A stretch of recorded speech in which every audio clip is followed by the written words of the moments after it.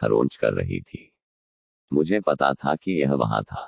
दरवाजा वही था, मुझे पता था कि वह वही है। मुझे पता था कि क्या मैं इस दीवार को पार कर सकता हूँ। क्या तुम ठीक हो? मैं जमीन से कूद गया और एक गति में घूम गया। मैं अपने पीछे की दीवार के सामने झुक गया और जो कुछ मुझसे बातें करता था उसे मैंने देखा। आज तक मुझे कभी भी पलटने का पछतावा है। एक छोटी बच्ची थी। उसने एक नर्म सफेद पोशाक पहनी हुई थी जो उसके टखनों तक जा रही थी। उसकी पीठ के बीच में लंबे सुनहरे बाल और गोरी त्वचा और नीली आंखें थी। वह सबसे डरावनी चीज थी जिसे मैंने कभी देखा था और मुझे पता है कि मेरे जीवन में कुछ भी उतना परेशान नहीं होगा जितना मैंने उसे देखा था। उसे देखते ही मैंने कुछ और देखा। जहां वह खड़ी थी मैंने देखा कि वह जानवर जैसा दिखता है।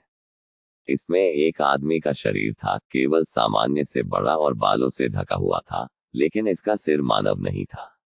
इसमें एक मेढ़े का सिर और एक भेड़िए का थूथन था। यह सिर से पांव तक नग्न थी और इसके पैर की उंगलियां काले खुरों के रूप में थी। यह शैतान नहीं था, लेकिन उस समय यह भी हो सकता था। यह भयावह था। आदमी, जानवर और मेरे सामने छोटी लड़की, वे एक ही रूप थे। मैं वास्तव में इसका वर्णन नहीं कर सकता, लेकिन मैंने उन्हें उसी समय देखा। उन्होंने एक साथ उस कमरे में एक ही जगह पर कब्जा कर लिया, लेकिन यह दो अलग अलग आयामों को देखने जैसा था। जब मैंने लड़की को देखा तो मैंने रूप देखा, और जब मैंने रूप देखा तो मैंने लड़की को देखा। मैं बोल नहीं सकता था। मैं मुश्किल से देख भी पा रहा था।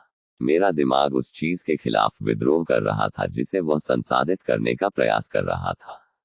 मैं अपने जीवन में पहले भी डरा हुआ था और जब मैं चौथे कमरे में फंस गया था तो मैं इससे ज्यादा कभी नहीं डरा था, लेकिन वह कमरे के 6 से पहले था।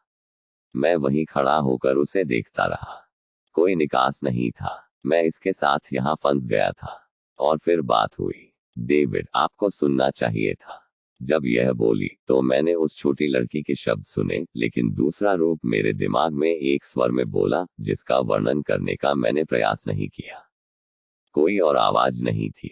आवाज मेरे दिमाग में बस उस वाक्य को बार बार दोहराती रही और मैं मान गया। मुझे नहीं पता था कि क्या करना है। मैं पागलपन में फिसल रहा था, फिर भी जो मेरे सामने था उससे नजरें नहीं हटा पा रहा था। मैं फर्श पर गिरा। मुझे लगा कि मैं पास आउट हो गया हूं, लेकिन कमरे ने मुझे नहीं जाने दिया। मैं बस इसे खत्म करना चाहता था। मैं अपनी तरफ था, मेरी आंखें खुली हुई थीं और रूप मुझे घूर रहा था। मेरे सामने फर्श पर भागते हुए दूसरे कमरे से बैटरी से चलने वाले चूहों में से एक था। घर मेरे साथ खिलवाड़ कर रहा था, लेकिन किसी कारण से उस चूहे को देखकर मेरा दिमाग जिस भी गहराई में जा रहा था उससे वापस खींच लिया और मैंने कमरे के चारों ओर देखा। मैं वहां से निकल रहा था। मैंने उस घर से निकलकर जीने की ठानी और इस जगह के बारे में फिर कभी नहीं सोचा। मुझे पता था कि यह कमरा नर्क है और मैं रेजिडेंसी लेने के लिए तैयार नहीं था। सबसे पहले यह सिर्फ मेरी आंखें थीं जो हिल गईं। मैंने किसी भी तरह के उद्घाटन के लिए दीवारों की तलाशी ली। कमरा इतना बड़ा नहीं था, इसलिए पूरे लेआउट को सोखने में देर नहीं लगी। दानव ने अभी भी मुझे ताना मारा। आवाज तेज होती जा रही थी क्योंकि रूप वहीं खड़ा था जहां वह खड़ा था। मैंने अपना हाथ फर्श पर टिका दिया और अपने आप को चारों तक उठा लिया, और मैं अपने पीछे की दीवार को स्कैन करने के लिए मुड़ा। फिर मैंने कुछ ऐसा देखा जिस पर मुझे विश्वास नहीं हो रहा था। फॉर्म अब ठीक मेरी पीठ पर था। मेरे दिमाग में फुसफुसा रहा था कि मुझे कैसे गुंबद नहीं होना चाहिए। मैंने उसकी सांस को अपनी गर्दन के पिछले हिस्से पर महसूस किया, लेकिन मैंने मुड़ने से इनकार कर दिया। लकड़ी में एक बड़ा आयत खरोंच कर दिया गया था, जिसके बीच में एक छोटा सा दांत निकल गया था। अपनी आंखों के ठीक सामने मैंने देखा कि बड़े सांतों को मैंने बिना सोचे समझे दीवार में गड़ा था। मुझे पता था कि यह क्या था। कमरा 7 उस दीवार से परे था जहां कमरा 5 क्षण पहले था। मुझे नहीं पता कि मैंने यह कैसे किया था। शायद यह उस समय मेरी मनस्थिति थी, लेकिन मैंने दरवाजा बनाया था। मुझे पता था कि मेरे पास था। अपने पागलपन में मैंने दीवार में खरोंच कर दी थी जिसकी मुझे सबसे ज्यादा जरूरत थी, अगले कमरे से बाहर निकलने के लिए। कमरा 7 करीब था। मुझे पता था कि राक्षस मेरे ठीक पीछे है, लेकिन किसी कारण से वह मुझे छू नहीं सका। मैंने अपनी आंखें बंद कर ली और दोनों हाथों को अपने सामने बड़े साथ पर रख दिया। मैंने धक्का दिया। मैं जितना जोर लगा सकता था धक्का दिया। दानव अब मेरे कान में चिल्ला रहा था। इसने मुझे बताया कि मैं कभी नहीं जा रहा था। इसने मुझे बताया कि यह अंत था, लेकिन मैं मरने वाला नहीं था। मैं इसके साथ 6 कमरे में वहां रहने वाला था। मैं नहीं था। मैंने धक्का दिया और अपने फेफड़ों के शीर्ष पर चिल्लाया। मुझे पता था कि मैं अंततः दीवार के माध्यम से धक्का देने जा रहा था। मैंने अपनी आंखें बंद कर ली और चिल्लाया, और दानव चला गया। मैं चुपचाप रह गया। मैं धीरे से घूमा और कमरे में वैसे ही अभिवादन किया जैसे मैं प्रवेश करते समय था, बस एक कुर्सी और एक दीपक। मुझे विश्वास नहीं हो रहा था, लेकिन मेरे पास ठीक होने का समय नहीं था। मैं वापस साथ की ओर मुड़ा और थोड़ा पीछे कूदा। मैंने जो देखा वह एक दरवाजा था। यह वह नहीं था जिसे मैंने खरोचा था, बल्कि एक नियमित दरवाजा था जिस पर एक बड़ा साथ लगा था। मेरा पूरा शरीर कांप रहा था। मुझे घुंडी घुमाने में थोड़ा समय लगा। मैं कुछ देर वहीं खड़ा रहा और दरवाजे की तरफ देखता रहा। मैं कमरे 6 में नहीं रह सकता था। मैं नहीं कर सका। लेकिन अगर यह केवल 6 कमरा था, तो मैं सोच भी नहीं सकता था कि 7 की दुकान थी। मैं 1 घंटे के लिए वहां खड़ा रहा होगा, बस 7 को घूरता रहा। अंत में एक गहरी सांस के साथ मैंने घुंडी घुमाए और कमरे के 7 का दरवाजा खोला। मैं मानसिक रूप से थके हुए और शारीरिक रूप से कमजोर दरवाजे से ठोकर खाई। मेरे पीछे का दरवाजा बंद हो गया और मुझे एहसास हुआ कि मैं कहाँ था। मैं बाहर था। कमरे के 5 की तरह बाहर नहीं, बल्कि वास्तव में बाहर। मेरी आंख लग गई। मैं रोना चाहता था। मैं अपने घुटनों पर गिर गया और कोशिश की, लेकिन मैं नहीं कर सका। मैं आखिरकार उस नर्क से बाहर आ गया था। मुझे उस पुरस्कार की भी परवाह नहीं थी जिसका वादा किया गया था।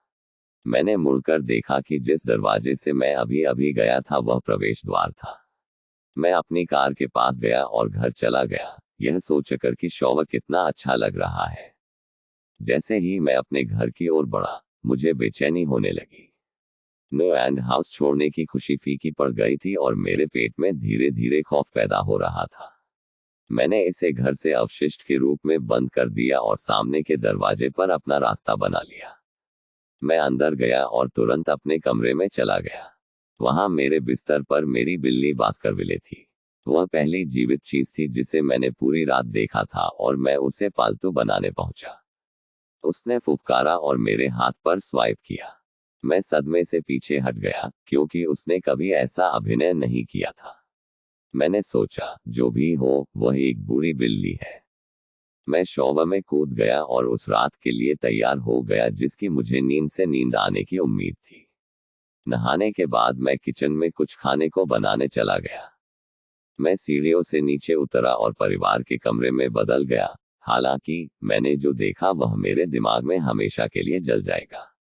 मेरे माता पिता जमीन पर नंगे और खून से लथपथ पड़े थे।